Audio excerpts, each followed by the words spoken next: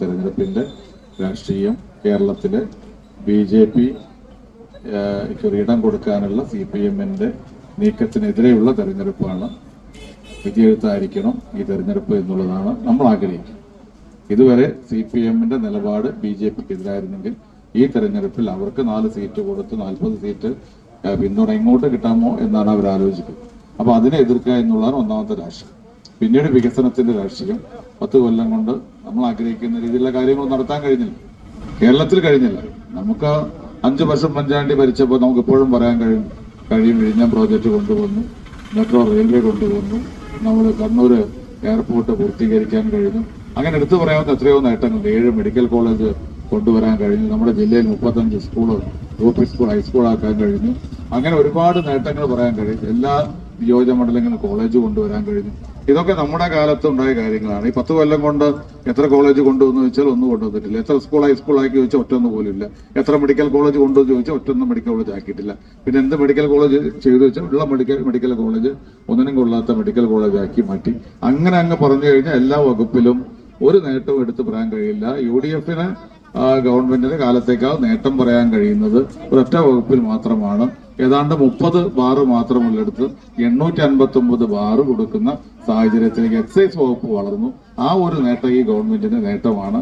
അതോടൊപ്പം തന്നെ നമ്മുടെ കുട്ടികളെ കോളേജിലേക്ക് സ്കൂളിലേക്കൊക്കെ പറഞ്ഞയക്കുമ്പോൾ ഉള്ളു പിടയ്ക്കുന്ന സാഹചര്യമാണ്.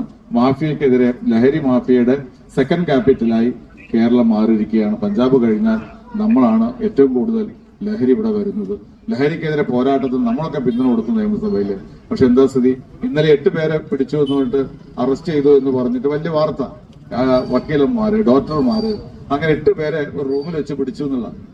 8 പേര് അവര് ലഹരി ഉപയോഗിക്കാൻ വേണ്ടി വന്നവരാണ്. അവരെ ഉപയോഗിക്കുന്നു. എവിടെയാണ് അവരൊരു ലഹരി മാഫിയയുടെ കണ്ണിയിലെ ഏറ്റവും അവസാനത്തെ ആളുകളാണ്. വാങ്ങി വലിക്കുന്നവര്. കഞ്ചാവ് ഇവിടുന്ന് കിട്ടുമ്പോ ഒരു ബീഡി വാങ്ങി വലിക്കുന്നവരുണ്ടല്ലോ, അവർ അവസാനത്തെ കണ്ണിയാണ്. നമ്മളെന്താ പറയുന്നത്? അങ്ങനെയുള്ളവരെ പിടിച്ച് പ്രദർശിപ്പിച്ച് ഒരു പ്രാവശ്യമെങ്കിലും അവർക്ക് തെറ്റുപറ്റിക്കഴിഞ്ഞാൽ തിരിച്ച് ജീവിതത്തിലേക്ക് കൊണ്ടുവരുന്നതിന് പകരം അവരുടെ ജീവിതം തന്നെ തകർക്കുന്ന സാഹചര്യം അല്ല ഉണ്ടാക്കേണ്ടത്. അവർ തെറ്റ് ചെയ്തിട്ടുണ്ടെങ്കിൽ നിയമപരമായിട്ട് അവർ ചെയ്യണം. പക്ഷെ അതിനൊക്കെ പ്രധാനമായും ചെയ്യേണ്ടത് ഇവർക്ക് മയക്കുമരുന്ന് കിട്ടുന്നത് എവിടെയെന്നും അതിന്റെ വിഭവം എവിടെയാണ്, എവിടെ നിന്നാണ് തുടക്കം, ഏത് മാഫിയയാണ്, രാജ്യത്തിനകത്താണോ പുറത്താണോ അന്തർദേശീയ മാഫിയാണോ? ആ മാഫിയയെ നമുക്ക് കൊല്ലാൻ കഴിയണം, അവരെ അറസ്റ്റ് ചെയ്യാൻ കഴിയണം. അല്ലാതെ ഇവിടെ അത്ര മാഫിയയ്ക്കൊക്കെ ഇഷ്ടം പോലെ കഞ്ചാവും MDMA-യും ഒക്കെ കേരളത്തിൽ കൊണ്ട് കൊടുക്കാൻ അവസരം ഉണ്ടാക്കിയിട്ട് അവരെ ഒന്നും പോലീസ് പിടിക്കില്ല. അവസരം ഉപയോഗിക്കുന്നവരെ മാത്രം പിടിച്ചിട്ട് ഞങ്ങൾ ഡോക്ടറെ പിടിച്ചു, വക്കീലിനെ പിടിച്ചു എന്ന് പറയുന്നത് ഈ ഗവൺമെന്റ് നമ്മുടെ പുതിയ തലമുറയോട് ചെയ്യുന്ന അങ്ങേയറ്റത്തെ തെറ്റാണ്. അപ്പൊ ലഹരിക്കെതിരെയുള്ള പോരാട്ടം നടത്തേണ്ടത് ലഹരി മാഫിയക്കെതിരെയാണ്. അത് UDF അധികാരത്തിൽ വന്നാൽ ചെയ്യും. ഇപ്പൊ ഞാൻ പറഞ്ഞുകൊണ്ട് വരുന്ന ഇത്തരത്തിലുള്ള ഒരു ഗവൺമെന്റാണ് കേരളം ഭരിക്കുന്നത്. അവരെ അധികാരത്തിൽ താഴെ ഇറക്കുന്നതിന് വേണ്ടിയുള്ള നടപടി ഉണ്ടാവണം. ഇവിടെ ഉണ്ണിക്കുട്ടി പറഞ്ഞു 1 കോടി രൂപ മുക്കട്ടിൽ നിന്ന് നമുക്ക് കരുവാരക്കുണ്ടിലേക്ക് വെച്ചിട്ടുണ്ട് റബ്രൈസ് ചെയ്യാൻ. അത് പോരാ എന്ന് പറഞ്ഞ് കൂടുതൽ ഫണ്ട് അനുവദിക്കും.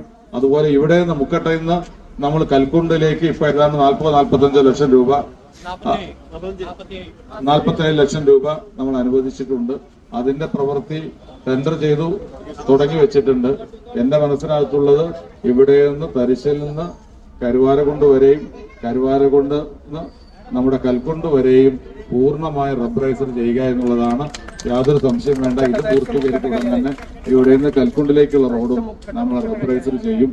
അങ്ങനെ ഉൾപ്രദേശങ്ങളിലേക്കുള്ള റോഡുകളും റബ്ബറൈസർ റോഡുകളാക്കി മാറ്റാനുള്ള ശ്രമം ഉണ്ടാകും എന്നുകൂടി സൂചിപ്പിച്ചുകൊണ്ട് കഴിഞ്ഞ കാലങ്ങളിൽ നിങ്ങൾ നൽകിയ പിന്തുണയും സഹായവും സഹകരണവും ഈ തെരഞ്ഞെടുപ്പിൽ ഉണ്ടാകണമെന്ന് അഭ്യർത്ഥിച്ചുകൊണ്ട് ഞാൻ നിർത്തുന്നു. കൈ അടയാളത്തിൽ വോട്ട് ചെയ്യണമെന്ന് ഒരിക്കൽ കൂടി അഭ്യർത്ഥിക്കുന്നു.